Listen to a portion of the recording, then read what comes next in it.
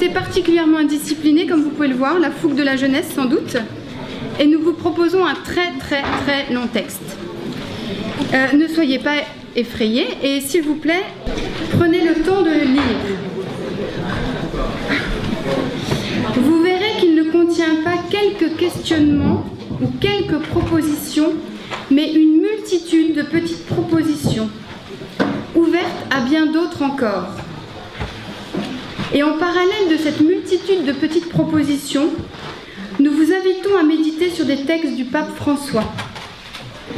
Les textes sont tirés ou de ses discours et homélies des JMJ, qui se sont passés cet été à Cracovie, ou de sa lettre apostolique Misera et Misericordia, que je vous invite aussi à lire, cela dit. Parce que nous aimerions vous proposer une pastorale des petits pas.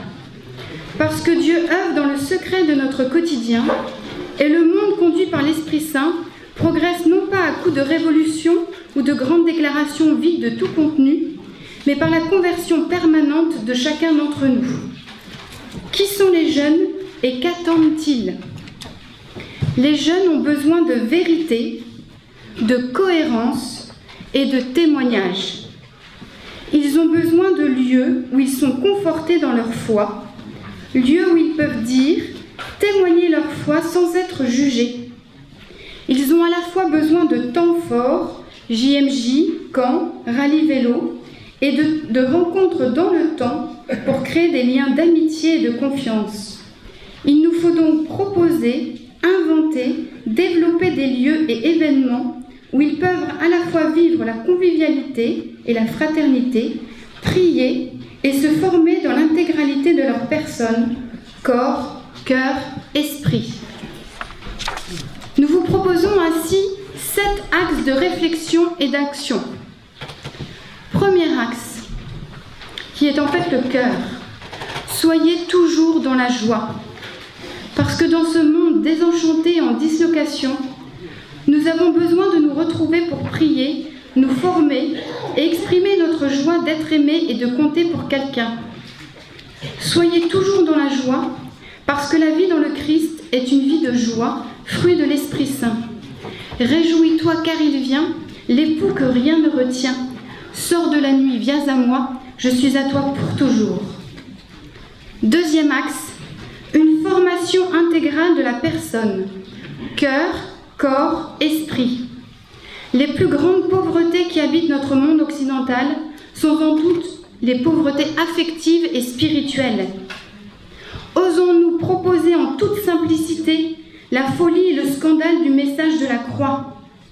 Nous pouvons entendre, nous jeunes, l'exigence d'une vie chrétienne authentique. Enseignez-la.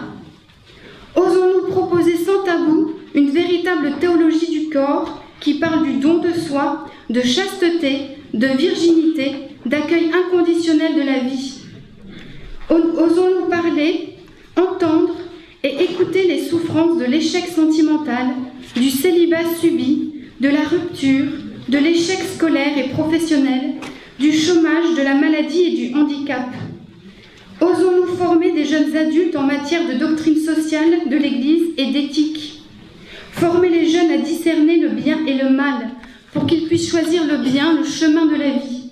Ce qui implique très concrètement de nommer le mal et de guider vers le bien. Troisième axe, une éducation du jeune par le jeune, l'aîné dans la foi. Prendre conscience que la jeunesse attire la jeunesse et que donner des responsabilités à un jeune, c'est l'aider à grandir en lui faisant confiance, en le formant et l'accompagnant, en priant pour lui. Quatrième axe, développer et approfondir la vie sacramentelle.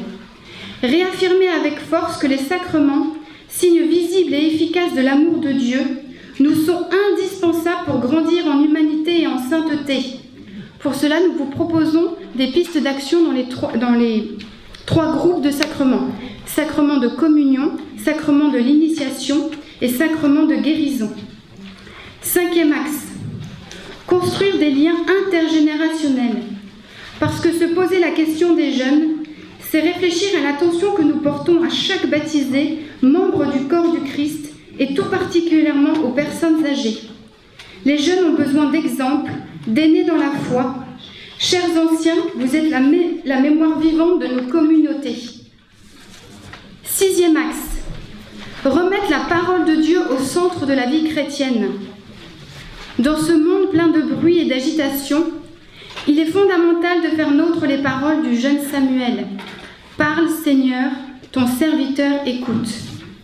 Comment faire la volonté du Seigneur si on ne prend pas les moyens nécessaires pour l'écouter? Pour cela, il faut remettre la parole de Dieu au centre de notre catéchèse. La catéchèse de l'enfance et de l'adolescence, la catéchèse des étudiants et des jeunes professionnels, remettre la parole de Dieu au centre de notre préparation au mariage et de l'accompagnement des jeunes parents. Il nous faut rendre accessible la parole de Dieu, c'est-à-dire apprendre à la lire en Église et dans l'Église.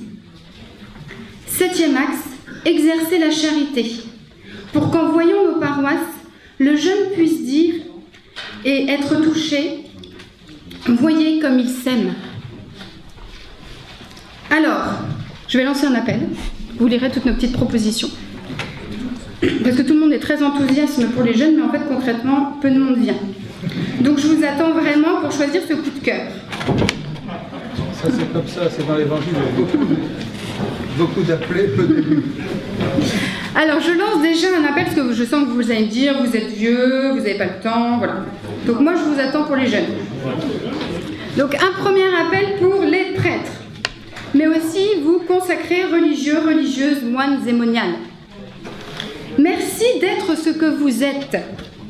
Nous faisons partie de la génération du forfait sans engagement, du CDD.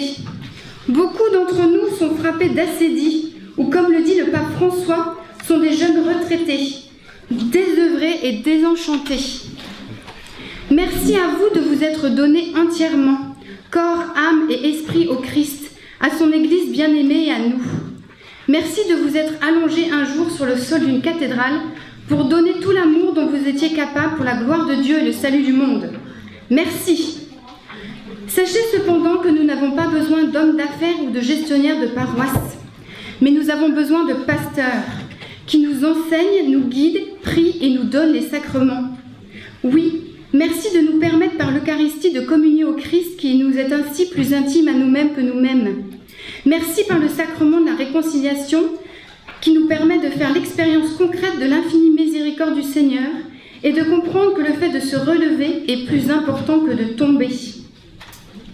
Venez à nous, venez dans nos écoles, dans nos familles, dans nos camps et rassemblements. Soyez présents sur les réseaux sociaux et sur YouTube. Soyez là présents, visibles dans tous nos lieux de vie. Soyez là pour partager nos joies, nos craintes et nos peurs. Soyez là dans l'épreuve du deuil pour nous dire l'espérance chrétienne, pour nous dire que la partie est gagnée et que le Christ a déjà vaincu la mort et le péché. Un appel à vous ensuite les anciens. Merci à vous aussi d'être ce que vous êtes, fidèles à la prière, à l'Eucharistie, au Christ malgré le poids des ans. Venez nous dire pourquoi vous êtes encore là. Venez nous dire comment la prière et les sacrements nourrissent votre vie.